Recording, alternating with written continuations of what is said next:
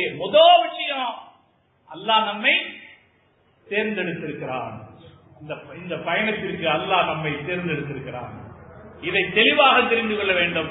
தாய்மார்களும் தெரிந்து கொள்ள வேண்டும். தாய்மார்களுக்கு தான் பெரும்பாலும் ஏதோ கணவர் கூட போறோம் அல்லது மகன் கூட போறோங்கிற ஒரு லக்கேஜ் மாதிரி போற ஒரு நினைப்பு இருக்கு. அப்படி அல்ல. தாய்மார்களையும் அல்லாஹ் தேர்ந்தெடுத்து இந்த வாய்ப்பை அல்லாஹ் அவர்களுக்கு வழங்கி இருக்கிறார்.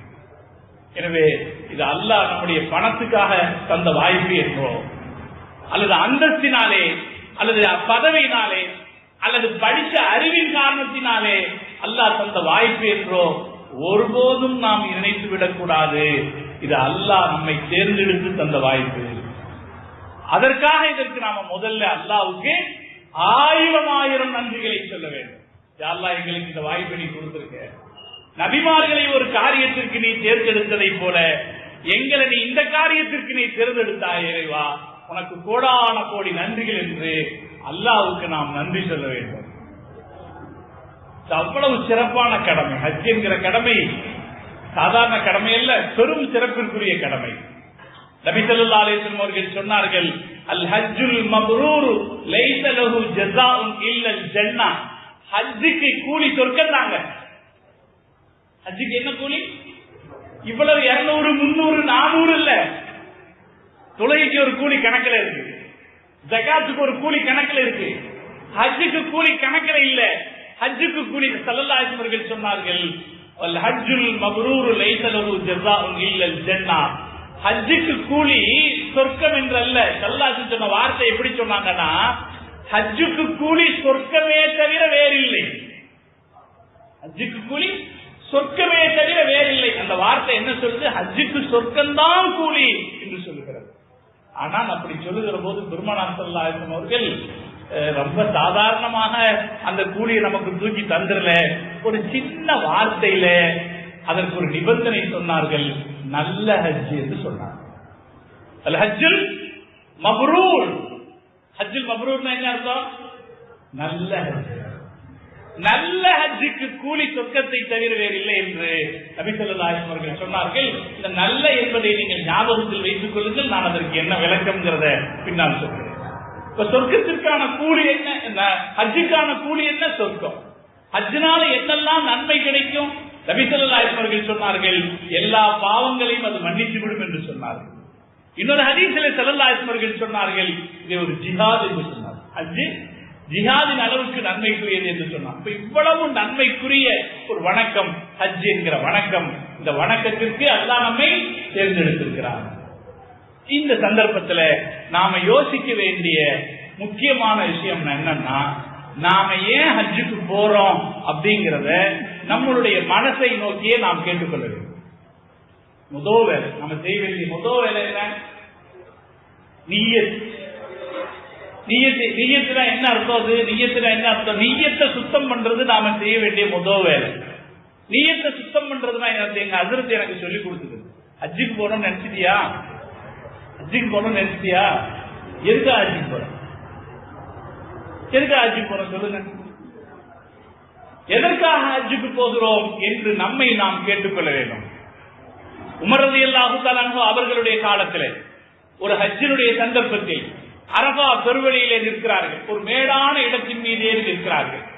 லட்சக்கணக்கில் மக்கள் குழுமி இருக்கிறார்கள். நபி ஸல்லல்லாஹு அலைஹி வஸல்லம் காலத்திலேயே 1,00,000 பேர் ஹஜ்ஜுக்கு வந்திருக்காங்க. இப்ப பின்னாட்களில் உமர் ரலியல்லாஹு தஆலா காலத்திலே இஸ்லாம் பெரிய அளவில் பரந்துபட்ட அளவில் பரவி இருந்த காரணத்தினாலே பல லட்சக்கணக்கானவர்கள் ஹஜ்ஜுக்கு வந்திருந்தார்கள். உமர் ரலியல்லாஹு தஆலா காலத்திலே இஸ்லாம் 22.5 லட்சம் சதுர மைல்களில் பரவி இருந்தது. அதனாலே பல லட்சக்கணக்கானவர்கள் ஹஜ்ஜுக்கு வந்திருந்தாங்க. ஒரு மேடான இடத்தில இருந்து எல்லோரையும் பார்த்து கொண்டிருக்கிற போது பக்கத்தில் இருந்த சஹாபி சொன்னார், கம்மினல் ஹுஜ்ஜார், எவ்வளவு ஹாஜிகள் அப்படின்னு சொன்னாங்க. எவ்வளவு ஹாஜிகள், அதுக்கு முன்னாடி இவ்வளவு பேர்த்த பார்த்ததில்லை, எவ்வளவு ஹாஜிகள் என்று சொன்னார். ஹஜ்ரத் உமர் ரலியல்லாஹு தஆலா அவர்கள் சொன்னார்கள், எவ்வளவு ஹாஜிகள்னு சொல்லாதீங்க, கம்மின் ராக்கிபின், எவ்வளவு பயணிகள் என்று சொல்லுங்கள் என்று சொன்னார். ஹாஜிக்கும் பயணிக்கும் வித்தியாசம் இருக்கிறது இல்லையா? ஹஜ் என்பது நல்ல ஹஜ்ஜாக இருக்க வேண்டும். ஹஜ் என்பது வெறும் பயண ஹஜ்ஜாக இருந்து விடக்கூடாது. ஹஜ் என்பது நல்ல ஹஜ்ஜாக இருக்கணும். அதனால உமர் ரலியல்லாஹு அன்ஹு சொன்னாங்க, நிறைய பேர் வந்திருக்காங்க தான், எல்லாரும் ஹாஜியே இல்லை, நிறைய பயணிகள் வந்திருக்கிறார்கள் என்று சொன்னார்கள். நாம ஆசைப்படணும், நாம ஹாஜி ஆகணும்னு ஆசைப்படணும், நாம பயணி ஆகக்கூடாது என்று நாம் ஆசைப்படணுமா இல்லையா? ஹஜ்ஜுங்கிறது கஷ்டமான ஒரு வணக்கங்க. கஷ்டம்னு பயந்துடாதீங்க, கொஞ்சம் கஷ்டம் தான். வீட்டை விட்டு போறோமா இல்லையா? வீட்டை விட்டு 40 நாள் போறோமா இல்லையா? இது கஷ்டம் இருக்கா இல்லையா? கஷ்டம் இருக்கத்தான் செய்யும். பெண்கள் எங்கேயாவது அப்படி போவாங்களா? தாய்மார்கள் எப்போதாவது அப்படி வீட்டை விட்டுட்டு ஒரு 40 நாள் குழந்தைகளை விட்டுட்டு, சில பேர் சின்ன சின்ன குழந்தைகளை எல்லாம் விட்டுட்டு போவாங்க. 40 நாள் அப்படி வெளியே போவாங்களா? இரண்டாவது, வெளி ஊருக்குள்ள வெளிநாட்டுக்கு போகிறோம். அந்த நாட்டுடைய சீதோஷண நிலை வேறு மாதிரியான சீதோஷண நிலை, நம்மள மாதிரி சீதோஷண நிலை இல்ல. மதீனா குளிரும். மதீனா குளிர்னாலும் கூட நம்ம ஊர் குளிர் கிடையாது. நம்ம ஊர் குளிர் கிடையாது. நான் ஊட்டிக்கு பக்கத்துல இருக்கேன், கோயம்புத்தூர் இருக்கேன், எங்க குளிரை பார்த்திருக்கேன். ஆனா நம்ம ஊர் குளிர் அல்ல. அந்த குளிரை நாம அனுபவிச்சிருக்கவே முடியாது. அது மாதிரியான ஒரு குளிர் மக்காவுடைய சீதோஷண நிலை. நாம் அங்கே பல்லாயிரக்கணக்கானோர்களோடு கலந்து இருக்க வேண்டிய சூழ்நிலை. ஒரு தடவை நாங்க மினால, நான் முஸ்தலிஃபால சீக்கிரமா எந்திரிச்சிட்டேன். முஸ்தலிஃபால கொஞ்ச நேரம் தூங்கிட்டு, முஸ்தலிஃபால தான் கொஞ்ச நேரம் தூங்கிட்டு தஹஜ்ஜுதுக்கு சீக்கிரமா எந்திரிக்கணும்னு எந்திரிச்சிட்டேன். 2 மணிக்கு போய் பீஷாப் இருக்கிறதுக்காக கியூல நின்னேன். 3:30 மணிக்கு தான் எனக்கு வாய்ப்பு கிடைக்கும். 2 மணிக்கு போய் கியூல நின்னேன், 3:30 மணிக்கு தான் வாய்ப்பு கிடைக்கும். எதுக்காக? ஒரு பீஷாப் போறதுக்காக, ஒரு சிறுநீர் கழிப்பதற்காக கியூல நிக்க வேண்டியிருந்துச்சு. 1.5 மணி நேரம் கியூல நிக்க வேண்டியிருந்துச்சு. அது கஷ்டம் தானே. அது பல சிரமங்கள் ஹஜ்ஜில் இருக்கிறது. அல்லாஹ் நமக்கு அது எல்லாவற்றையும் லேசாக்கி வைப்பானா.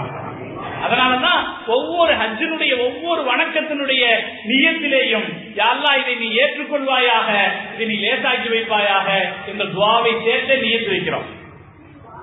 இப்ப அல்லாஹ் லேசாக்கி வைக்கணும், லேசாக்கி வைப்பானா? கஷ்டமான ஒரு வணக்கம் தான். பல பேரோட சேர்ந்து பலருக்கு பழக்கமே இருக்காது. சில பெரிய பணக்காரர்கள் எப்பவும் தனியாகவே ரொம்ப பிரைவசியாகவே இருந்து பழகினவங்க. அப்படி ஒரு வாய்ப்பு உங்களுக்கு, நீங்க உங்க காசு பணத்தை பயன்படுத்தி மக்கால நீங்க தனி ரூம் வாங்கிடலாம், மதீனால தனி ரூம் வாங்கிடலாம். மினால தனி ரூம் வாங்க முடியாது. மினால ஒரு பெட்டு கிடைக்கும், கபரை விட சின்னதா. மினால ஒரு பெட்டு 1.5 அடி பெட்டு இல்லையா? 1.5 அடி பெட்டு. நான் படுத்திருக்கேன். என் பக்கத்துல என்எல்சி நிலக்கரி நெய்வேலி சுரங்கத்தினுடைய ஒரு சீஃப் இன்ஜினியர் வந்து பக்கத்துல படுத்தார். அவர் மலர்ந்தே படுக்க மாட்டார், ஒரு கழிச்சு தான் படுப்பார். நான் சொல்லுவேன், ஹாஜி மலர்ந்து படுங்க ஹாஜி. அவர் சொல்ல, இல்ல அதுல பரவாயில்ல, நீங்க சௌகரியமா படுங்க, நான் இப்படி படுத்துக்கிறேன். அப்ப 1.5 அடி பெட்டு, 5 நாள் நம்ம அதுல தங்கி இருக்கணும். இப்படி சிரமங்கள் பலவற்றை சகித்துக் கொண்டு நாம் நிறைவேற்றக்கூடிய கடமை ஹஜ் என்கிற கடமை. காசு எவ்வளவு காசு செலவு பண்றோம்? குறைஞ்சபட்சம் ஒரு 2 லட்சம் ரூபாய் செலவு பண்றோமா? குறைஞ்சபட்சம் 2 லட்சம் ரூபாய் செலவு பண்றோம். இதுல பல பேர் வாழ்நாள் சேமிப்பை செலவு செய்கிறார்கள். சில பேர் நிறைய காசு வச்சிருக்கிறவங்க, பல பேர் வாழ்நாள் சேமிப்பை செலவு செய்கிறவர்கள். ஒரு தடவை ஒரு லேடி டாக்டர் அவங்க ஒரு இடத்துல சொன்னாங்க, அந்த அம்மா வந்து வாரணாசியில பனாரஸ்ல டாக்டருக்கு படிச்சிருக்காங்க. பனாரஸ் வந்து பட்டு புடவைக்கு ஃபேமஸ் ஆனது இல்லையா? பனாரஸ் பட்டு புடவை. இந்த பனாரஸ் பட்டு புடவை நெய்யறதுல நிறைய பெண்கள் ஈடுபடுறாங்க. அந்த பெண்களும் பெரும்பாலும் முஸ்லிம் பெண்கள். அம்மா சொல்றாங்க, நான் வந்து படிக்கிறதுக்காக வேண்டி கல்லூரிக்கு போய் சேர்ந்த பிறகு முஸ்லிம்களுடைய பகுதி எப்படி இருக்குன்னு பாக்குறதுக்காக ஒரு நாள் போயிருந்தேன். பெரும்பாலான இளம் பெண்கள், கல்யாணமாகாத பெண்கள் நெசவு செய்து கொண்டிருந்தார்கள். எல்லோருடைய தறிக்கு முன்னாலும், நெசவு தறிகளுக்கு முன்னாலும் ஒரு உண்டியல் இருந்துச்சு. நான் அவங்ககிட்ட கேட்டேன், இந்த உண்டியல் எதுக்காக வச்சிருக்கீங்க? கல்யாணத்துக்கு காசு சேர்க்கிறீங்களான்னு. அந்த பெண்கள் சொன்னார்கள், இல்ல இல்ல, கல்யாணத்துக்கு முன்னாடி ஹஜ்ஜுக்கு போறதுக்காக காசு சேர்க்கிறோம். அப்படி காசு சேர்ந்தவர்கள் இருக்கிறார்கள். சேர்த்து வைத்த மொத்த செல்வத்தையும் செலவு செய்து ஹஜ்ஜுக்கு போகிறவர்கள் இருக்கிறார்கள். என்னுடைய இன்னொரு நண்பர் சொன்னாரு, அவர் அடிக்கடி ஜகார்த்தாவுக்கு, இந்தோனேசியாவுடைய தலைநகர் ஜகார்த்தாவுக்கு கல் வியாபாரத்துக்காக போறவர். ஒரு தடவை அவர் என்று சொன்னாரு, நான் ஒரு தடவை கொஞ்சம் இடைவெளி விட்டு வியாபாரத்துக்கு போனேன். எப்ப போனாலும் நான் வந்து ஒரு ரெஸ்டாரண்ட்ல சாப்பிட போறது பழக்கம். ஒரு முஸ்லீம் கணவனும் மனைவியும் ரெஸ்டாரண்ட் நடத்துறாங்க. கணவன் கல்லால இருப்பாரு, மனைவி சப்ளை பண்ணுவாங்க, அல்லது மனைவி கல்லால இருப்பாங்க, கணவன் சப்ளை பண்ணுவாரு. இந்த ஒரு ரெஸ்டாரண்ட்டுக்கு நான் எப்பவும் போறது பழக்கம். ஒரு தடவை கொஞ்சம் இடைவெளி விட்ட பிறகு நான் போறேன். போய் பார்த்தா கணவனும் மனைவியும் வேலை செஞ்சிட்டு இருக்கிறாங்க, ஒரு இளைஞன் கல்லால உட்கார்ந்து இருக்காங்க. நான் போய் சாப்பிட்டுக்கிட்டே அவங்கள்ட்ட கேட்டேன், புதுசா ஒரு ஆளை வேலைக்கு சேர்த்திருக்கீங்களா என்று கேட்டேன். அப்ப அந்த 2 பேரும் சொன்னாங்க, இல்ல இல்ல எங்க ஹோட்டலை நாங்க வித்துட்டோம் சொன்னாங்க. யாருக்கு? இந்த பையனுக்கு நாங்க வித்துட்டோம். எனக்கு அதிர்ச்சி ஆச்சு. இவ்வளவு அழகான ஒரு தம்பதி, இவ்வளவு சிறப்பா ஒரு ஹோட்டல் நடத்தினவங்க ஹோட்டலை வித்துட்டேன்னு சொல்றாங்களே, ஏன் வித்தீங்க அப்படின்னு கேட்டேன். அவங்க நாங்க ஹஜ்ஜுக்கு போறதுக்காக வித்தோம். போன வருஷம் நாங்க ஹஜ்ஜுக்கு போனோம்.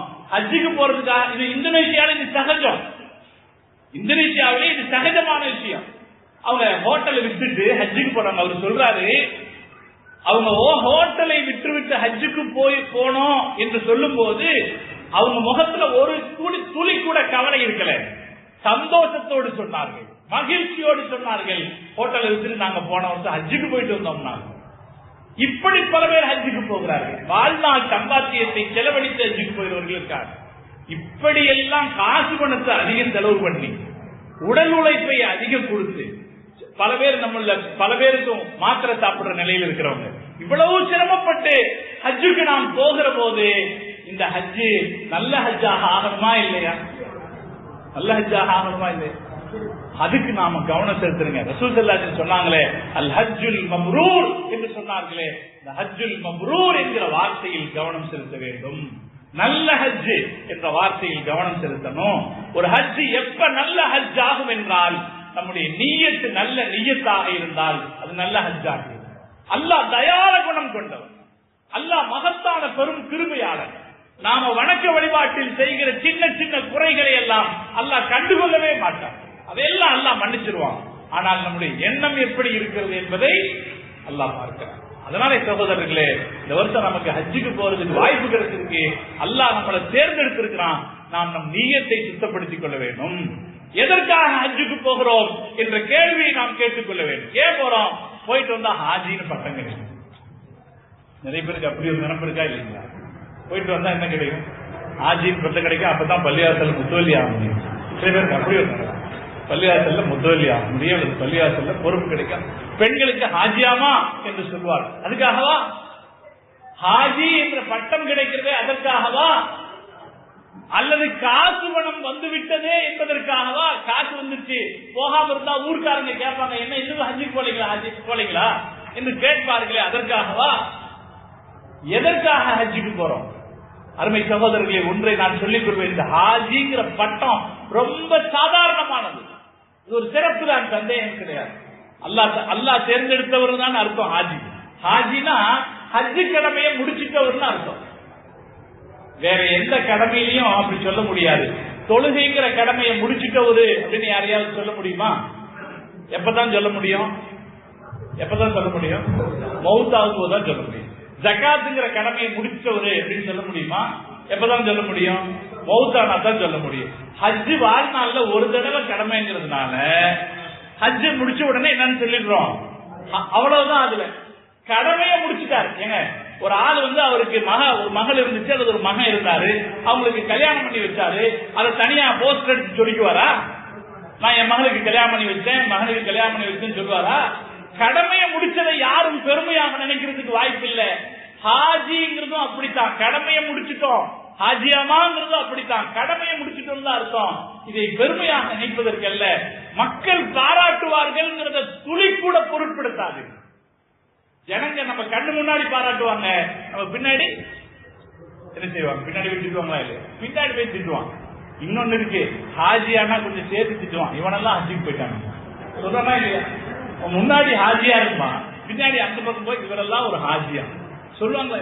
அதனால சகோதரர்களே, இந்த பேர் தேவையே கிடையாது. அல்லாஹ் ஒரு ஹாஜியாக உண்மையாக நம்மை வாழ வைக்கட்டும் என்ற பயம் தான் நமக்கு இருக்கு. அந்த பயம் தான் நமக்கு இருக்கணும். என்ன இருக்கக்கூடாது? ஹாஜிங்கிற பேருக்காக அப்படிங்கிறது இருக்கக்கூடாது. அல்லது காசு வந்துருச்சுங்கிறதுக்காக. இன்னைக்கு எல்லாம் பல பேர் வசதியானவங்க வருஷந்தோறும் போறாங்க, பயப்படணும். வருஷந்தோறும் போறாங்க, பயப்படணும். ஏன்னா பிக்னிக் ஆகிவிடக் கூடாது. நபி ஸல்லல்லாஹு அலைஹி வஸல்லம் அவர்கள் சொன்னார்கள், ஒரு காலம் வரும், என் சமூகத்தில் இருக்கிற பணக்காரர்கள் பிக்னிக்காக உல்லாசத்திற்காக ஹஜ்ஜுக்கு செல்வார்கள். அவர்களில் அறிஞர்கள் முகஸ்துதிக்காக பெயருக்காக ஹஜ் செய்வார்கள். நடுத்தர மக்கள் வியாபாரத்துக்காக ஹஜ்ஜுக்கு போவாங்க.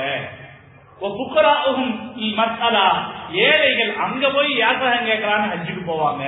இப்படி ஒரு காலம் வரும் என்று நபி ஸல்லல்லாஹு அலைஹி வஸல்லம் அவர்கள் சொன்னார்களே, அந்த மாதிரியான துர்பாக்கியசாலிகளாக நாம் ஆகிவிடக் கூடாது. அல்லாஹ் பாதுகாப்பாங்க. அதனால செல்வந்தர்களுக்கு ஒரு தடவைக்கு 2 தடவை வாய்ப்பு கிடைக்கும் போது பயப்படணும். அந்த காபாவின் மீது இருக்கிற பயம் நமக்கு எப்போதும் இருக்கணும். அப்படி ஹஜ்ஜுக்கு போகும். ஹஜ்ஜின் மீது இருக்கிற அச்சம், அல்லாஹ்வின் மீது இருக்கிற அச்சம் நமக்கு இருந்துகிட்டே இருக்கணும். அப்படி ஹஜ்ஜுக்கு போனோம். வருஷந்தோறும் போறவரு என்று மக்கள் பாராட்டுவதற்காகவோ அல்லது ஒரு பழக்கமாகவோ இந்த பயணம் அமைந்துவிடக் கூடாது. எனவே அருமை சகோதரர்களே, ஹஜ் என்கிற வணக்கத்தை நிறைவேற்றுகிற போது நாம் செய்ய வேண்டிய முதல் கடமை நிய்யத்தை சுத்தம் பண்ணிக்கிறது. கையில பேனா பேப்பர் வச்சிருந்தீங்கன்னா எழுதி. எங்க அதற்கு ஒரு வழி சொல்லி கொடுப்பாரு, ஹஜ்ஜுக்கு போறதுக்கு பணம் கட்டிட்டா தஹஜ்ஜுக்கு தொழுக ஆரம்பிச்சோம். ஹஜ்ஜு அல்லாஹ் நமக்கு தேர்ந்தெடுத்து கொடுத்தது. ஹஜ்ஜுங்கிற வணக்கத்தை பத்தி சொல்றதுக்கு ஒண்ணுமே கிடையாது. ரொம்ப லேசான வணக்கம், கஷ்டமான வணக்கம். ஆனா டிபிக்கலான கிரிட்டிக்கலான அம்சங்கள் எதுவும் கிடையாது. ரொம்ப லேசான வணக்கம். தொழுகை ரொம்ப நுட்பமானது. தொழுகையை பத்தி நாம படிக்கிறதுக்கு நிறைய சட்டங்கள் இருக்கா இல்லையா? தொழுகையை பத்தி நாம படிக்கிறதுக்கு ஃபாத்திஹா சூரா ஓதுறது தொழுகையில பறந்து. ஃபாத்திஹா சூரா ஓதும் போது அதில் இருக்கிற ஒரு எழுத்தை கூட விட்டுறக்கூடாது. மாலிக் யௌமித்தீன் கரெக்டா சொல்லணும். அர் ரஹ்மானிர் ரஹீம், மாலிக் யௌமித்தீன் கரெக்டா சொல்லணும். அர் ரஹ்மானிர் ரஹீம் முடியும் போது மீன்ல முடியுது. அதுக்கு அடுத்த வார்த்தை மாலிக் யௌமித்தீன் ஆரம்பிக்கிற போது மீன்ல ஆரம்பிக்குது. ரெண்டையும் சேர்த்து ஓதும் போது சில நேரத்தில் ஒரு மீன் விட்டுபட்டுரும். அர் ரஹ்மானிர் ரஹீம் மாலிக் யௌமித்தீன் ஓதிடுவோம், தொழுகை கெட்டு போச்சு. ரெண்டு மீன்ல ஒரு மீனை விட்டாலே தொழுகை கெட்டு போச்சுங்கிற அளவுக்கு நுணுக்கமான சட்டங்களை கொண்டது தொழுகை. இப்படி எல்லாம் எந்த நுணுக்கமான சட்டமும் ஹஜ்ஜில இல்ல. யாராவது ஒருத்தர் உங்க முன்னால இருக்கிறவரை பார்த்துட்டு போனீங்கன்னா கூட உங்க ஹஜ்ஜு கடமை நீங்க அப்படியே செஞ்சிருக்கும். அதனால ஹஜ்ஜில சட்டங்கள் கம்மி, சட்டங்கள் குறைவு. ஆனால் நாம் கடைபிடிக்க வேண்டிய பண்பாடுகள் அதிகம். இதை நீங்கள் அழுத்தமாக ஞாபகத்தில் வைத்துக் கொள்ள வேண்டும். முதல்ல நாம் கடைபிடிக்க வேண்டியது நம்முடைய நிய்யத்தை சுத்தப்படுத்திக் கொள்ளணும். அதனால ஹஜ்ரத் சொல்வாரு, நீ ராத்திரியில தஹஜ்ஜுத் தொழும் போதும் தூங்க போகும் போதும் ஒன்ன பார்த்தே நீ கேட்டுக்க, நான் ஏன் ஹஜ்ஜுக்கு போறேன், நான் ஏன் ஹஜ்ஜுக்கு போறேன்னு ஒன்ன பார்த்தே நீ கேட்டுக்க. நான் ஹாஜின்னு எல்லாரும் சொல்லணும் அதுக்காக போறேனா இல்ல, அல்லது காசு வசதி வந்துருச்சு அதனால போறனா இல்ல, அல்லது ஒரு பிக்னிக்காக போறனா இல்ல, நான் எதுக்காக போறேன், அல்லாஹ் என்னை தேர்ந்தெடுத்தான், அந்த அல்லாஹ்வுக்கு போகிறேன். அல்லாஹ் குர்ஆன்ல சொல்றான். நாம் எல்லாம் ஞாபகத்தில் வைத்துக் கொள்ள வேண்டிய வார்த்தை வஅதிமுல் ஹஜ்ஜ வல் உம்ரத லில்லாஹ், ஹஜ்ஜையும் உம்ராவையும் அல்லாஹ்வுக்காக நிறைவேற்றுங்கள். அப்ப தொழுகை ஜகாத்தையும் அது யாருக்காக நிறைவேற்றுறது? அது யாருக்காக? அது அல்லாஹ்வுக்காகத்தான். ஆனா ஹஜ்ஜை பற்றி சொல்லுகிற போது அல்லாஹ் சொல்றான், ஹஜ்ஜையும் உம்ராவையும் அல்லாஹ்வுக்காக நிறைவேற்றுங்கள். அப்படின்னா அதுல காரணம் இருக்கு. இது அல்லாஹ் அல்லாத வேறு காரணங்கள் வந்து விடுவதற்கு வாய்ப்பு இருக்குது. இதில் உஷாராக ஜாக்கிரதையாக எச்சரிக்கையாக இருக்க வேண்டியது நம்முடைய கடமை. ஹாஜிகள்ல முதல்ல செய்ய வேண்டியது நிய்யத்தை சுத்தப்படுத்திக் கொள்ள வேண்டும். இரண்டாவது, நான் சொன்னது மனசில் புரிஞ்சுக்கலாம். அல்லாஹ் நமக்கு கிருபை செய்யணும். நாம ஹஜ்ஜுங்கிற வாய்ப்பு, அல்லாஹ் நமக்கு கொடுத்த வாய்ப்பை நாம வீணடிச்சிடக்கூடாது. பெரிய வாய்ப்புங்கிறத புரிஞ்சுக்கணும். இது வீணடிச்சிடக்கூடாதுன்னு நினைக்கணும். இதை சரியானதாக ஆக்குறதுக்கு என்ன வழிங்கிறதுல கவனம் செலுத்திக்கிட்டே இருக்கணுங்க. இன்னைக்கெல்லாம் ஹாஜி ஹஜ்ஜுக்கு போறதுக்கு பணம் கட்டின உடனே அவர் செய்யற வேலை என்ன தெரியுமா? ஹஜ்ஜுக்கு போறதுக்கு பணம் கட்டின உடனே அவர் செய்யற வேலை என்ன தெரியுமா? என்னெல்லாம் கொண்டு போனோம் ஒரு லிஸ்ட் எழுதுவார் இல்லையா? என்னெல்லாம் கொண்டு போகணும் எல்லாத்தையும் கேட்பார். நீங்க போன வருஷம் ஹஜ்ஜுக்கு போனீங்களே என்னெல்லாம் கொண்டு போனோம் எல்லாத்தையும் கேட்பார். கேட்கிறோமா இல்லையா? கேட்போம். இது ஒரு லிஸ்ட் எடுப்போம். இந்த லிஸ்ட் ஓரளவுக்கு முடிஞ்ச உடனே இன்னொரு லிஸ்ட் எடுப்போம். என்னெல்லாம் கொண்டு வர்றது, அவங்களுக்கு என்ன வாங்குறது, இவங்களுக்கு என்ன வாங்குறது. சகோதரர்களே, எல்லாம் நம்ம ஊர்ல கிடைக்கும். எதையும் போய் வாங்கிட்டு வரணும்ன்ற அவசியம் இல்லை. நம்முடைய ஹஜ் எப்படி ஆனால் போதுமானது சொல்லுங்க, மப்ரூர் ஆனால் போதுமானது. நம்முடைய ஹஜ் மப்ரூர் ஆனால் போதுமானது. யாருக்கும் வாங்கிட்டு வந்து கொடுக்கறதுனால நாம நல்ல ஹஜ் செஞ்சோம்னு சொல்லிட முடியாது. அதனாலே இந்த கவலை எல்லாம் நமக்கு வேணாம். என்ன கொண்டு போறதுங்கிறது, என்ன கொண்டு வர்றதுங்கிற லிஸ்ட் போடுற நாம என்ன செய்யணுங்கிறதுக்கு லிஸ்ட் போடுறது இல்லை. இங்க கையில பேப்பர் வச்சிருக்கீங்கன்னா நான் சொல்கிற செய்திகளை மட்டும் பேப்பர்ல லேசா குறிச்சுக்கீங்க, அல்லது உங்களுடைய மனசுல குறிச்சுக்கீங்க. முதல்ல நாம செய்ய வேண்டியது நம்முடைய நியத்தை சுத்தப்படுத்திக் கொள்ள வேண்டும். இரண்டாவது நாம செய்ய வேண்டியது அல்லாஹ் இடத்துல நிறைய தௌபா செய்யும். நம்முடைய முன்னோர்கள் நமக்கு சொல்லிக் கொடுத்தது தௌபா. ஹஜ்ஜை அல்லாஹ் ஏற்றுக்கொள்வதற்கு வாய்ப்பாக இருக்கிற ஒரு விஷயம். ஹஜ்ஜுக்கு போயிட்டு வர்றவரு எப்படி வருவாருங்க? பாட்டு படிப்பீங்க. ஹஜ்ஜுக்கு போயிட்டு வர்றது எப்படி திரும்புறாரு? அன்று பிறந்த பாலகன் போல. நபி ஸல்லல்லாஹு அலைஹி வஸல்லம் சொன்னாங்க, ஹஜ்ஜுக்கு போயிட்டு வர்றவரு அன்று பிறந்த பாலகன் போல திரும்புவார். அன்று பிறந்த பாலகன் போல நாம திரும்பணும் அப்படின்னா நாம அல்லாஹ் இடத்துல நிறைய தௌபா கேட்க வேண்டும். பாவ மன்னிப்பு அல்லாஹ் இடத்துல கேட்கணும். ஹஜ்ஜுக்கு முடிவு செய்துட்டவங்க இரண்டாவது செய்ய வேண்டியது அல்லாஹ் இடத்திலே பாவ மன்னிப்பு அதிகமா கேட்கணும். எப்படி பாவ மன்னிப்பு கேட்கணும்? ஒரு வித்தியாசம் இருக்கு. எப்படி பாவ மன்னிப்பு கேட்கணும்னா, யாரெல்லாம் என் பாவத்தை மன்னிச்சுக்க அப்படின்னு மட்டும் கேட்கறது இல்லை. பாவ மன்னிப்பினுடைய உண்மையான அர்த்தத்துல பாவ மன்னிப்பு கேட்கணும். நம்முடைய மார்க்க அறிஞர்கள் சொன்னாங்க, அல்லாஹும்ம இன்னி அதூபு இலைக்க லா அர்ஜு இலைஹா அபதா. யா அல்லாஹ், என் பாவத்தை மன்னிச்சிரு, இனிமேல் அந்த பாவத்தை ஒருபோதும் நான் செய்ய மாட்டேன். பாவ மன்னிப்பு கேட்கறது இப்படி இருக்கணும். யா அல்லாஹ், என் பாவங்களை மன்னிச்சிரு, இனிமேல் இந்த மாதிரியான பாவங்களை ஒருபோதும் நான் செய்ய மாட்டேன். ஹஜ்ஜுக்கு முன்னாடி நம்முடைய வாழ்க்கை எப்படியோ இருந்திருக்கலாம், என்னென்னவோ வகையில சீர்கெட்டதாக இருந்திருக்கலாம். இந்த தௌபா செய்யுங்க. யா அல்லாஹ், நான் பாவம் ஹஜ்ஜுக்கு போறேன், என் பாவங்களை மன்னிச்சிரு, இனிமேல் இது மாதிரி நான் பாவ மன்னிப்பு நான் பாவங்களை செய்ய மாட்டேன். அல்லாஹும்ம மக்ஃபிரத்துக அவ்ஸஅ மின் தம்பி. யா அல்லாஹ், என் பாவங்களை விட உன்னுடைய மன்னிப்பு விசாலமானது. வரஹ்மத்துக அர்ஜா இந்தி மின் அமலி. யா அல்லாஹ், நான் செய்கிற அமல்களை அல்ல, உன்னுடைய ரஹமத்தை அதிகம் எதிர்பார்த்திருக்கிறேன் என்று அல்லாஹ் இடத்துல பாவ மன்னிப்பு கேட்கணும்.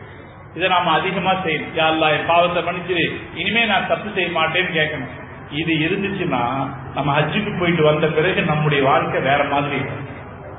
எத்தனையோ பேரை நானும் பார்த்திருக்கேன். போறதுக்கு முன்னாடி ரவுடிகளாக இருந்திருக்கோம், போயிட்டு வந்த பிறகு சாலிகான அடியாறுகளாக மாறிவிட்டு எத்தனையோ பேரை நாம் பார்த்திருக்கோம். ஹஜ்ஜுக்கு அந்த சக்தி இருக்கிறது. எனவே சகோதரர்களே, நாம அல்லாஹ் இடத்துல தௌபா செய்யணும். நம்முடைய தாய் தகப்பன் இருந்தா பெற்றோர்களிடத்துல அனுமதி வாங்கிக்கணும். நாங்கள் ஹஜ்ஜுக்கு போயிட்டு வர்றோம், எங்களுக்கு அனுமதி கொடுங்கன்னு கேட்டுக்கணும். அதுக்கு அடுத்ததாக நாம் செய்ய வேண்டியது, நாம யார் யார்கிட்ட என்னென்ன பொறுப்புகளை ஒப்படைக்க வேண்டுமோ அந்த பொறுப்புகளை ஒப்படைத்து விட வேண்டும். நமக்கு யாரிடமாவது நாம கடன் கொடுக்க வேண்டி இருந்துச்சுன்னா அந்த கடன் குறித்து நம்முடைய உறவுக்காரர்களிடத்தில், நம்முடைய பிள்ளைகளிடத்துல சொல்லிடணும், இவங்களுக்கு நான் இவ்வளவு கடன் கொடுக்க வேண்டியிருக்கு என்று சொல்லிடணும். அது மாதிரி வேற ஏதாவது நாம பிறருக்கு செய்ய வேண்டிய கடமைகள் இருக்குமானால் அந்த கடமைகள் குறித்து எழுதிடணும். நான் சொல்றதை நீங்க கொஞ்சம் வேகமா நோட் பண்ணிக்கங்க, நேரம் ஆயிட்டது. அதே போல அதற்கு அடுத்து நாம செய்ய வேண்டிய கடமை ஹஜ்ஜினுடைய சட்டங்களை தெரிந்து கொள்ள வேண்டும். ஹஜ்ஜினுடைய சட்டங்களை தெரிந்து, நம்முடைய மார்க்கம் என்ன வணக்க வழிபாடுகளை சொல்லி இருக்குதோ அந்த வணக்க வழிபாடுகளுக்கு சட்டங்களையும் சொல்லி இருக்கு இல்லையா? தொழுகை சொல்லி இருக்கு, தொழுகைக்கு சட்டங்களையும் சொல்லி, இந்த சட்டங்களையும் நாம் தெரிந்து கொள்ள வேண்டும். தாய்மார்களுக்கும் நான் இதை சொல்லுவேன். ஹஜ்ஜுக்குன்னு முடிவான பிறகு ஊரெல்லாம் போய் சொல்றதுக்கு தயாராகிறாங்க. அவங்கள்ட்ட சொல்லணும், சம்பந்திகிட்ட சொல்லணும், இவங்கள்ட்ட சொல்லணும், அதுக்கு தயாராகிறாங்க. அதே போல யார் யார் வீட்டுக்கெல்லாம் போய் விருந்துக்கு போகணும்னு தயாராகிறாங்க. அதே போல யாருக்கெல்லாம் விருந்து கொடுக்கணும்னு தயாராகிறாங்க. எதுவுமே தேவையில்லை, எதுவுமே தேவை. ஊரெல்லாம் சொல்லிட்டு தான் நீங்க ஹஜ்ஜுக்கு போகணுங்கிற அவசியம் கிடையாது. ஊர்க்காரங்களுக்கு எல்லாம் நீங்க விருந்து கொடுத்துட்டு தான் ஹஜ்ஜுக்கு போகணுங்கிற அவசியம் கிடையாது. ஒவ்வொரு வீட்லயும் போய் நீங்க சாப்பிட்டுட்டு தான் ஹஜ்ஜுக்கு போகணுங்கிற அவசியம் கிடையாது. முடிஞ்சா இது எல்லாத்தையும் தவிர்த்துக்குங்க. ஏன்னா இந்த சாப்பாடு தான் பெரிய எதிரியா இருக்கு இன்னைக்கு நமக்கு, இதெல்லாம் பெரிய எதிரியா இருக்கு. அதனால இது எல்லாம் தவிர்த்து, இதெல்லாம் தேவையில்லைங்க. என்ன செய்யணுங்கிற சட்டம் தெரியணும். சட்டம் தெரியாமல் இருந்து விட்டால் பல நேரங்களில் ஹஜ்ஜினுடைய கடமையின் முக்கியமான அம்சங்களை நாம் விட்டு விடுவோம். நான் ஒருத்தரை பார்த்தேன். ஹஜ்ஜில கடமை 2 தான். ஒண்ணு அரபால தங்கி இருக்கிறது, இன்னொன்னு அதுக்கப்புறம் ஒரு தவாப் செய்யுது. அந்த தவாப்புக்கு பேரு தவாஃபுல் இஃபாதான்னு பேரு. 2 பேர் கணவன் மனைவியா வந்திருக்கிறாங்க, கொஞ்சம் வயசானவங்க. ஹஜ் எல்லாம் முடிச்சாச்சு. அங்க எல்லாரும் எங்க குரூப்ல போனாங்க, எல்லாருமே ஹஜ்ஜ முடிச்சாச்சு. ஊருக்கு கிளம்புறதுக்கு முதல் நான் எல்லாரும் ரெடியா இருக்கும் போது ஒருத்தர் என் காதுல சொன்னாரு, அதுல இந்த 2 பேர் கணவன் மனைவி 2 பேரும் தவாஃபுல் இஃபாதாவே செய்யல. தவாஃபுல் இஃபாதாவே செய்யல.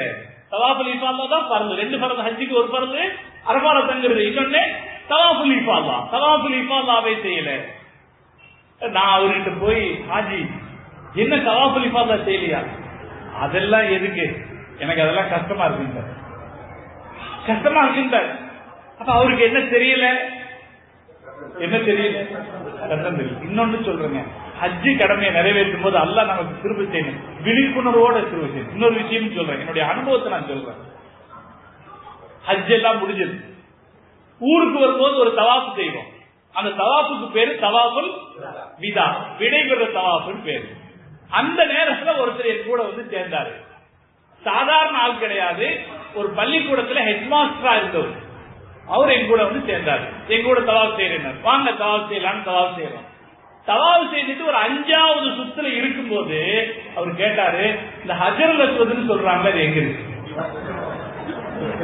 வாழ்க்கையில நடந்த அனுபவம். என்ன சொல்றாரு? ஹஜருல் அஸ்வத்னு சொல்றோமே, அது எங்க இருக்குன்றாரு. இன்னும் ஒரு அனுபவத்தை சொல்ற கேளுங்க. தவாஃப் செய்யற பார்த்தீங்களா, தவாஃப் செய்யும் போது நிறைய துஆ, இந்த ஹஜ்ஜில பாடம் பண்றதுக்கு எதுவுமே கிடையாது, மனப்பாடம் பண்ணி வைக்கணும் எதுவுமே கிடையாது. ஒரு வார்த்தை சொல்லாம ஹஜ்ஜ முடிச்சுட்டு வந்துடலாம். நாம பாத்தியா சூரா ஓதாம தொழுக முடியாது, அப்படித்தானே? அப்படி எல்லாம் இல்லை, ஒரு வார்த்தை சொல்லாம ஹஜ்ஜ முடிச்சுட்டு வந்துடலாம். நான் அப்படி ஹஜ்ஜில் அல்லாஹ் எதையும் கடமையாக்கல. ஆனா தவாஃப் செய்யும் போது சும்மா இருக்கிறதுக்கு பதிலா என்ன செய்யணும்? சுப்ஹானல்லாஹி வல்ஹம்துலில்லாஹி வலா இலாஹ, இதெல்லாம் சொல்லிட்டு தவாஃப் சுத்தம் இல்லையா?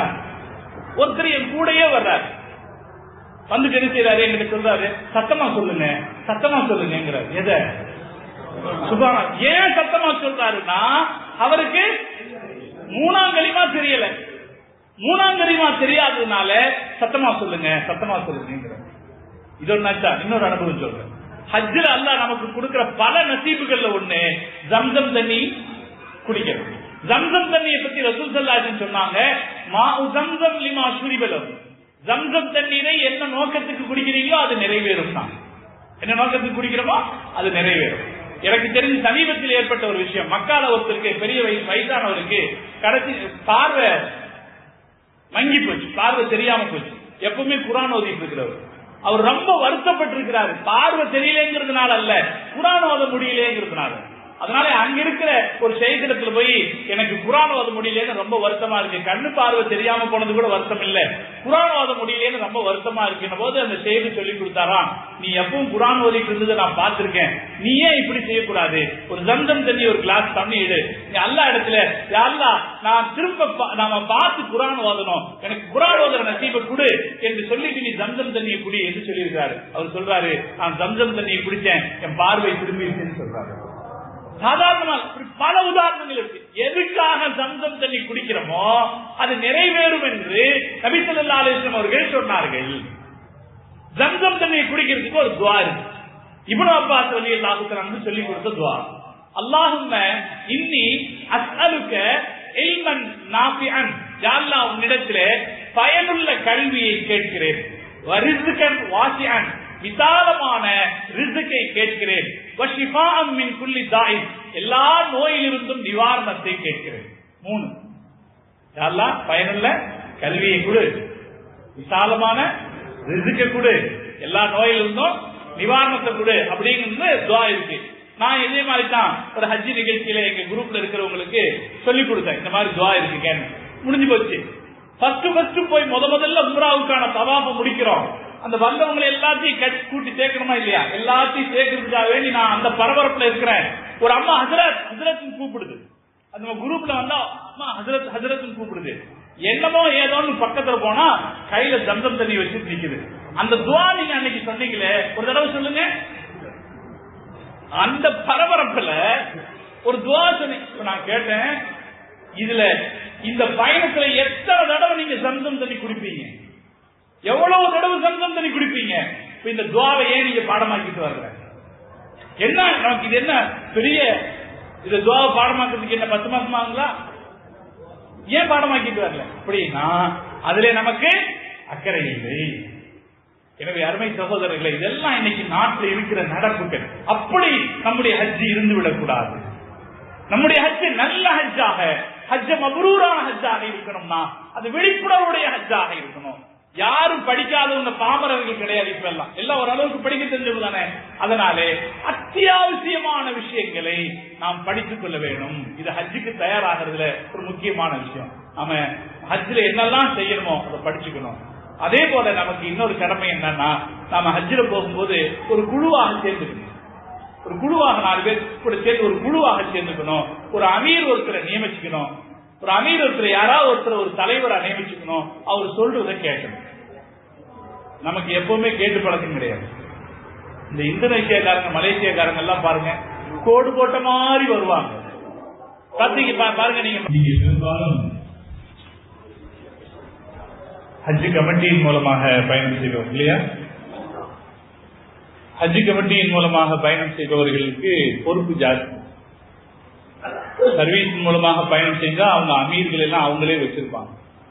ஹஜ் கமிட்டியின் மூலமாக நாம பயணம் செய்யும் போது நாம குழுவாக நாம் உருவாக்கி கொள்ளணும். அந்த குழுவில் யாரையாவது ஒருத்தர் அமீர் தலைவராக நியமிச்சுக்கணும். அவர் சொல்றபடி போகணும். சாதாரணமா நமக்கு சொல்லு பேச்சு கேட்டு பழக்கமே இருக்காது. பின்னால வாங்க ஹஜ்ஜின்னு சொன்னா கேட்கவே மாட்டாரு. முன்னாலேயே தான் போயிட்டு இருப்பாரு. பின்னால வாங்க, நான் தான் சொன்னேன், இந்தோனேஷியாக்காரங்க அப்படியே போடு போட்ட மாதிரி போயிட்டு இருப்பாங்க. எல்லாம் கரெக்டா போவாங்க. நம்ம கிட்ட அந்த பக்குவம் கம்மி. அது எவ்வாறு பிரச்சனை ஆகும் போதுதான் தெரியும். சொல் பேச்சு கேட்டுக்கொள்ளணும் அப்படிங்கறதுல ஹாஜி முடிவு எடுக்கும். ஹஜ் கமிட்டியில போகும்போது ஹஜ் கமிட்டியில சொல்லுவாங்க, ஒவ்வொரு விஷயமும் 1000 ஆண்டு கால அனுபவத்திலிருந்து நமக்கு சொல்லப்படுறது. ஒவ்வொரு செய்தி அரபு நாட்டில் இருக்கிற போக்குவரத்து காவலர்களாக இருந்தாலும் சரி, அங்க இருக்கிற ஒழுங்குபடுத்தக்கூடிய வாலண்டியர்களாக இருந்தாலும் சரி, 1000 ஆண்டு கால அனுபவத்தில் சொல்லுகிற செய்தி ஒவ்வொன்றும். ஒவ்வொரு வருஷமும் ஹஜ் முடிஞ்ச பிறகு நிபுணர்களுடைய ஒரு பெரிய கூட்டம் நடக்கும். பல்கலைக்கழகங்கள் பல இடத்துல இருந்து வந்து கிரௌட் மேனேஜ்மெண்ட் பத்தி பேசுறாங்க, பேசி முடிவு எடுக்கிறாங்க. இன்னது இப்படி செய்யணும், இன்னது இப்படி செய்யணும், இத்தனை மணிக்கு டிராபிக் நிறுத்தணும், இத்தனை மணிக்கு ஆள்களை நிறுத்தணும், ஹாஜிகளை இப்படி திருப்பி விடணும் என்றெல்லாம் நமக்கு சொல்லப்படுகிற போது சொல்லப்படுறத கேட்டுக்கணும். இப்ப நம்ம ஹஜ்ஜில போகும்போது ஒரு குழு, ஒரு டீமாக சேர்ந்துக்கணும். நல்ல துணை ஒன்றை தேடிக்கொள்ளும். கொஞ்சம் விவரம் தெரிஞ்ச ஒரு நல்ல துணை, நமக்கு ஹஜ்ஜில நமக்கு நன்மைக்கு தூண்டக்கூடிய ஒரு துணை. ஹஜ்ஜில பல பேர் ஜாலியா இருக்கிற துணையை தேர்ந்தெடுப்பாங்க. அரட்டை அடிக்கிறவங்க ஊர்க்கதை பேசு, அங்க வந்து ஊர்க்கதை பேசுறாங்கன்னா எப்படி இருக்கு பாருங்க. அங்க வந்து ரூம்ல உட்கார்ந்துகிட்டு ஊர்க்கதை பேசுறது தேவையிருக்கா? தேவையில்லை.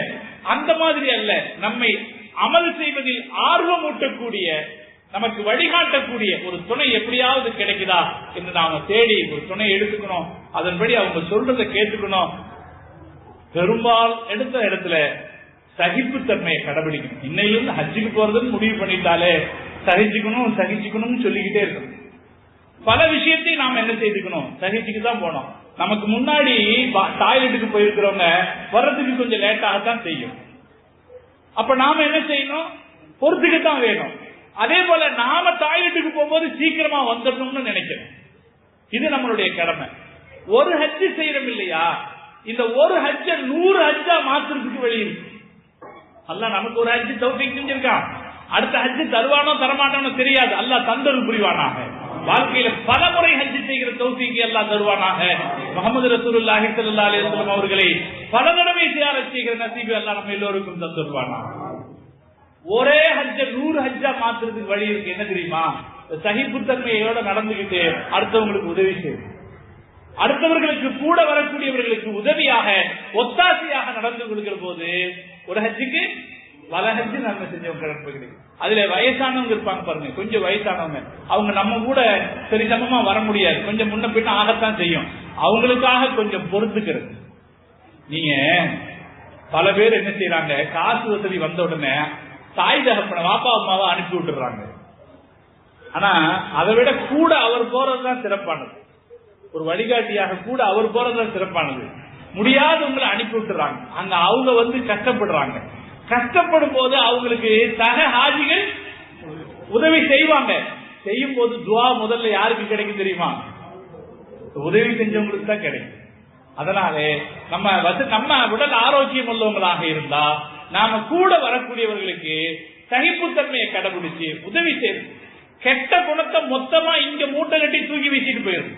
நம்மகிட்ட என்னெல்லாம் கெட்ட குணம் இருக்கோ, கெட்ட வார்த்தை பேசுறது முதல்ல தவிர்க்க வேண்டிய விஷயம்.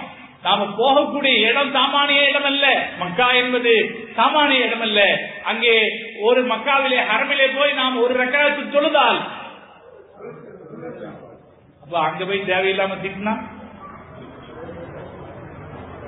ஹதீஸ்ல ரசூல் ஸல்லல்லாஹு அலைஹி வஸல்லம் சொல்றாங்க, யார் உணவை பதுக்கி வைக்கிறார்களோ மக்காவில், உணவை யார் மக்காவில் பதுக்கி வைக்கிறார்களோ அவர்கள் காஃபிர்கள் என்று ஸல்லல்லாஹு அலைஹி வஸல்லம் சொன்னாங்க. உணவை பதுக்கிறது பாவம் தான். நம்ம ஊர்ல உணவு பதுக்குனா அது பாவம் தான்.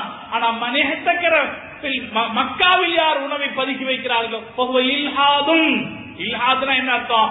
குஃப்ர்னு அர்த்தம். அப்ப ஒரு சாதாரண பாவம் கூட பெரிய பாவமாக மாறிடுற இடம். எனவே நாம அதுல ரொம்ப எச்சரிக்கையாக இருக்கும். என்னெல்லாம் கெட்ட வழக்கம் இருக்க எல்லாத்தையும் விட்டுட்டு போயிடணும்.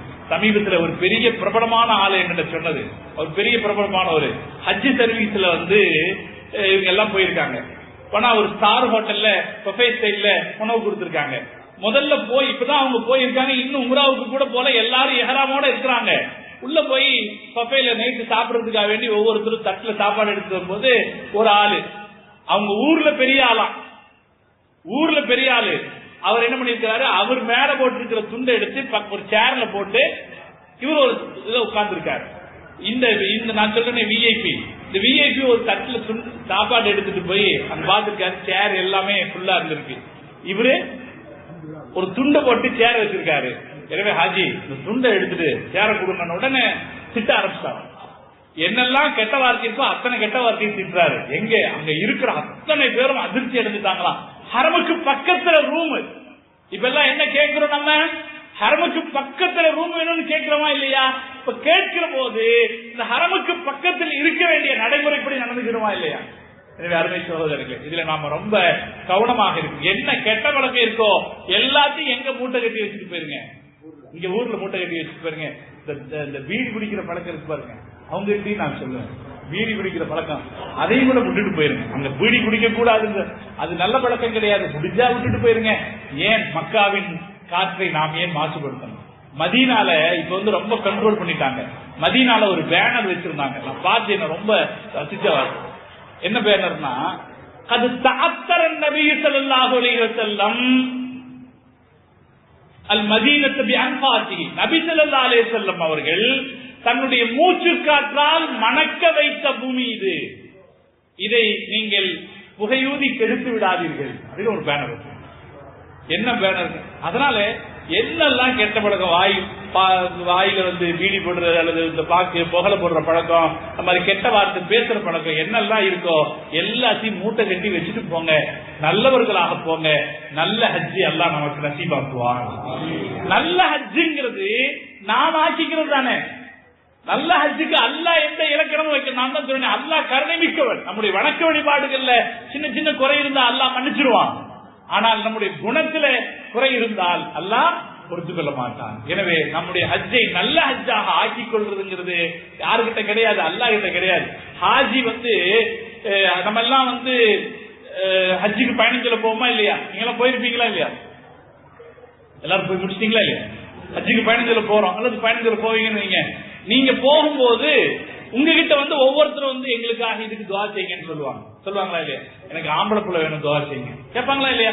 ஆம்பளை புள்ள வேணும் துவா செய்யுங்க, உடம்பு சுகமான துவா செய்யுங்க, வியாபாரத்துல கொஞ்சம் கஷ்டமா இருக்கு துவா செய்யுங்க சொல்லுவாங்களா இல்லையா? நீங்க என்ன செய்வீங்க? எழுதி வைக்கணும். சிலது பொதுவானதா விட்டுறலாம், முக்கியமா சொல்லுவாங்க பாத்தீங்களா, அதை நம்ம எழுதி வச்சுக்கணும். காரணம் என்ன? இவங்க நம்மள நினைச்சு சொல்ல வரல, துவா செய்யுங்கன்னு சொன்னாங்களே, அது நம்மள நினைச்சு சொல்லல, நம்ம போற இடத்தை நினைச்சு சொன்னாங்க இல்லையா? எங்கிட்ட ஒரு தடவை ஒரு தகப்பனும் மகனும் சொன்னாங்க, என் மகளுக்கு கல்யாணம் ஆகணும் துவா செய்யுங்க. யாருன்னா எங்கிட்ட தேடி வராதவங்க கோவிச்சிருக்கிறவங்க, கோவிச்சிருக்கிறவங்க 2 பேர் நான் ஹஜ்ஜுக்கு போறேன்னு தெரிஞ்ச உடனே வீடு தேடி வந்து தந்தையும் மகனும் எந்த இதையும் பார்க்காம நீங்க தங்கச்சிக்கு கல்யாணம் ஆகணும் துவா செய்யுங்கன்னு சொன்னாங்கன்னா அப்ப அவங்க என்ன தேடி வரல. தேடி வரதா இருந்தா முதல்லயே வந்திருப்பாங்க. நான் போற இடத்தை நினைச்சு வந்து சொன்னாங்க இல்லையா? அப்ப யாரு நம்ம கிட்ட வந்து நீங்க வந்து துவா செய்யுங்கன்னு சொன்னாலும் முக்கியமான துவாவா இருந்தா எழுதி வச்சுக்கணும். துவா கேட்கணும். துவா கேட்டா அவங்களுக்கு அது நிறைவேறிடும். கண்டிப்பாக உங்க வாழ்க்கையில நீங்க பாப்பீங்க. யாருக்காக நீங்க ஹஜ்ஜில துவா கேட்டீங்களோ நீங்க கேட்ட துவா அடுத்த வருஷத்துக்குள்ள நிறைவேறி விடுவதை நீங்க பாப்பீங்க. அவங்களுக்கு நிறைவேறிடும் அப்படின்னு மட்டும் நினைக்காதீங்க. அல்லாஹ் அது மாதிரி ஒரு பங்கை உங்களுக்கும் தருவாங்க. துவா கேட்கிறவங்களுக்கு நசீப் அல்லாஹ் வச்சிருக்கிறான். நாம பிறருக்காக கேட்கிற போது அல்லாஹ் அவருடைய நோயை குணப்படுத்தி என்று கேட்கிற போது நமக்கு நோய் வராமல் அல்லாஹ் பாதுகாப்பான். யாரெல்லாம் அவருடைய வியாபாரத்திலே லாபத்தை கொடு என்று கேட்கிற போது நம்முடைய வியாபாரத்தில் கேட்காமலே அல்லாஹ் லாபத்தை தருவான். எனவே நாம துவா கேட்கணும். தாராளமாக மனந்திருந்து துவா கேட்கணும். இப்ப கூட ஹாஜி சொன்னாங்களே எங்க எல்லாத்துக்காகவும் கேளுங்க. யாரெல்லாம் இதுக்கு பாடுபடுறாங்களோ அவங்களுக்கு எல்லாருக்காகவும் மனந்திருந்து துவா கேட்கணும். அல்லாஹ் அதில் ஒரு பங்கு நமக்கு தருவான். இது ஏன் நான் சொல்றேன்னா எப்பவுமே நம்ம சிந்தனை எப்படின்னா நான் இதை செஞ்சா எனக்கு என்ன கிடைக்கும்னு பாக்குறது நம்ம சிந்தனை. இதுக்காகத்தான் நான் சொன்னேன் துவா கேட்டா நமக்கு அது மாதிரி கிடைக்கும். அதனால துவா கேட்போம்.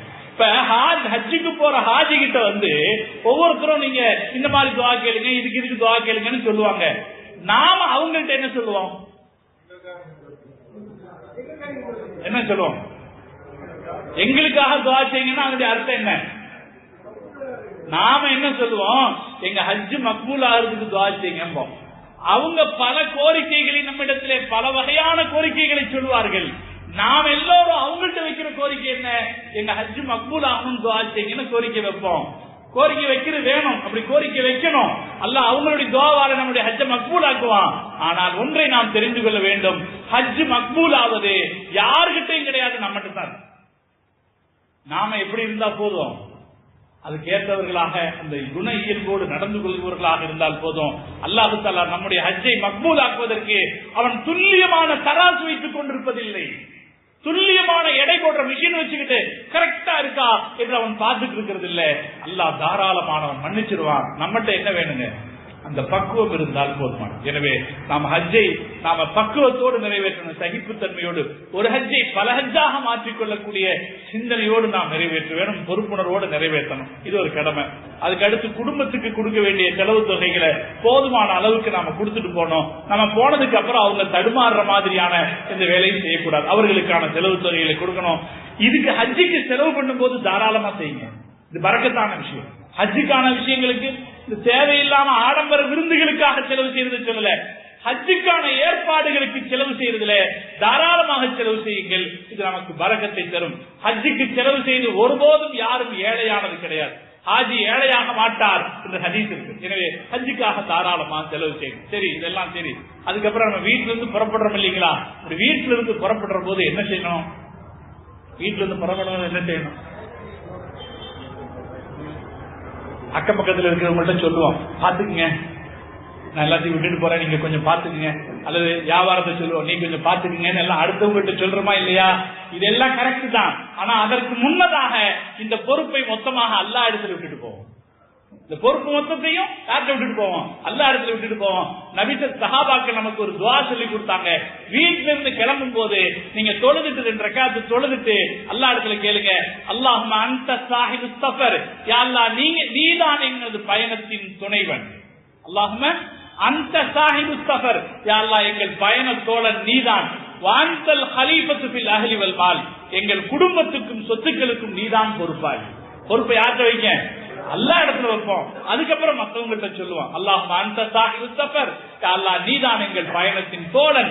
வான்தல் கலீஃபத்து ஃபில் அஹ்லி வல் மால், நீதான் எங்களுடைய சொத்துக்கும் குடும்பத்திற்கும் பொறுப்பாளின்னு பொறுப்பு அல்லாஹ் இடத்துல ஒப்படைச்சிட்டு அதுக்கப்புறம் 2 ரக்காத் தொழுதுட்டு நம்ம வீட்டுல இருந்து கிளம்பி ஹஜ்ஜினுடைய கடமையை நாம் நிறைவேற்றுவோம். நான் இப்ப சொன்ன விஷயங்கள் எல்லாமே ஹஜ்ஜுக்கு பயணத்துக்கு முன்னாடி நாம செய்ய வேண்டிய விஷயங்கள். நான் சொன்னது உங்களுக்கு புரியுற மாதிரி சொல்லியிருக்கிறேன் இல்லையா? ஓரளவு நீங்கள் ஞாபகத்தில் வைத்திருப்பீர்கள் என்று நம்புகிறேன். இன்ஷா அல்லாஹ் அடுத்த விஷயத்துக்கு நம்ம போலாம். இப்ப நம்ம ஹஜ்ஜை நிறைவேற்றுறோமே, நாம நிறைவேற்றுகிற ஹஜ்ஜு தமத்து என்று பேர். ஹஜ்ஜ சில வார்த்தைகளை நாம பழகிக்கணுங்க, படிச்சுக்கணுங்க. இந்த பயணத்துல நாம படிச்சுக்கணும். நான் தான் ஆரம்பத்திலே சொன்னேன், ஏதோ தானோன்ற மாதிரி இருக்கக்கூடாது, ஏதோ போனோம் வந்தோன்னு இருக்கக்கூடாது. இந்த ஹஜ்ஜ நிறைவேற்றுவதனுடைய பயனாக சில பெயர்களையாவது நாம் ஞாபகத்தில் வைத்திருக்கணும் இல்லையா? அதனால அந்த மாதிரி ஒரு விஷயத்தை ஞாபகத்தில் வைக்க வேண்டிய ஒரு விஷயம். நாம நிறைவேற்றுகிற இந்த ஹஜ்ஜுக்கு இந்த நடைமுறைக்கு என்ன பெயர்? ஹஜ்ஜ தமத்து என்று பெயர். ஹஜ்ஜ நிறைவேற்றுறதுல 3 வழி இருக்கு. ஒண்ணு, ஒரு பயணத்துல ஹஜ்ஜ மட்டும் நிறைவேற்றுறது, அதற்கு பெயர் இஃப்ராத். ஒரே பயணம் ஹஜ்ஜ மட்டும் நிறைவேற்றுறது, அதுக்கு பெயர் இஃப்ராத். இன்னொன்னு இருக்கு, ஒரு பயணத்தில் ஹஜ்ஜையும் உம்ராவையும் சேர்த்து நிறைவேற்றுவது. ஹஜ்ஜின்னு ஒரு வணக்கம் இருக்கு, உம்ரான்னு ஒரு வணக்கம் இருக்கு. ஹஜ் வேற, உம்ரா வேற. இப்ப ஹஜ்ஜு உம்ராவை ஒரு பயணத்தில் நிறைவேற்றுவது. இதுல 2 மெத்தட் இருக்கு. ஒண்ணுன்னா ஒரே இஹ்ராமில் ஹஜ்ஜையும் உம்ராவையும் சேர்த்து நிறைவேற்றுவது, அதற்கு பெயர் கிரான். இன்னொன்னு இருக்கு, உம்ராவுக்காக தனி இஹ்ராம், ஹஜ்ஜுக்காக தனி இஹ்ராம், இப்படி நிறைவேற்றுவதற்கு பெயர் தமத்து. இந்த 3வது முறையில தான் நாம நிறைவேற்றுறோம். ஏன்னா தமத்துங்கிற வார்த்தைக்கு சௌகரியமாக நிறைவேற்றுதல் அர்த்தம். ஒரு பயணத்துல ஹஜ்ஜ மட்டும் பண்ணோம்னு வைங்க, ஹஜ் மட்டும் தான் நன்மை கிடைக்கும், ஹஜ் மட்டும் தான். அதனால அதை விட இன்னொன்னு இருக்குது கிரான். ஹஜ்ஜையும் உம்ராவையும் ஒரே இஹ்ராம்ல செய்யறது, அது ரொம்ப கஷ்டம். ஹஜ் முடிகிற வரைக்கும் நாம என்ன செய்யணும்? ஒரே இஹ்ராம்ல இருக்க வேண்டியிருக்கு, அது கஷ்டம். எனவே அந்த முறையிலையும் நாம செய்யல. இஃப்ராது, கிரான், இந்த 2 முறையிலையும் நாம செய்யல. தமத்துங்கிற முறையில நாம ஹஜ் செய்யறோம். அதுக்கு தமிழ் விளக்கம் நான் உங்களுக்கு சொன்னேன். என்ன விளக்கம் சொன்னேன்? சௌகரியமாக ஹஜ் செய்தல் சொன்னேன். சௌகரியமாக ஹஜ், இப்படித்தான் ஸல்லல்லாஹு அலைஹி வஸல்லம் அவர்கள் ஹஜ் செய்ய சஹாபாக்களுக்கு சொன்னார்கள். ரசூலுல்லாஹ் 9வது அவங்களுடைய வாழ்க்கையினுடைய கடைசியில ஹிஜ்ரி 10ல ஹஜ் செய்தார்களா இல்லையா? அப்படி ஹஜ் செய்யும் போது சஹாபாக்களுக்கு பெருமானார் ஸல்லல்லாஹு அலைஹி வஸல்லம் சொன்னது தமத்து முறையில ஹஜ் செய்யுங்கன்னு சொன்னாங்க. அதனால ஹஜ்ல சிறந்த நடைமுறை தமத்துங்கிற முறையில ஹஜ் செய்யுது. நாம என்ன செய்ய போறோம்? முதல்ல உம்ரா செய்வோம், 2வது ஒரே பயணத்தில் 2ஐயும் செய்வோம். முதல்ல உம்ரா செய்வோம், 2வது ஹஜ் செய்வோம். முதல்ல உம்ரா செய்வோம். புரிஞ்சுதுங்களா?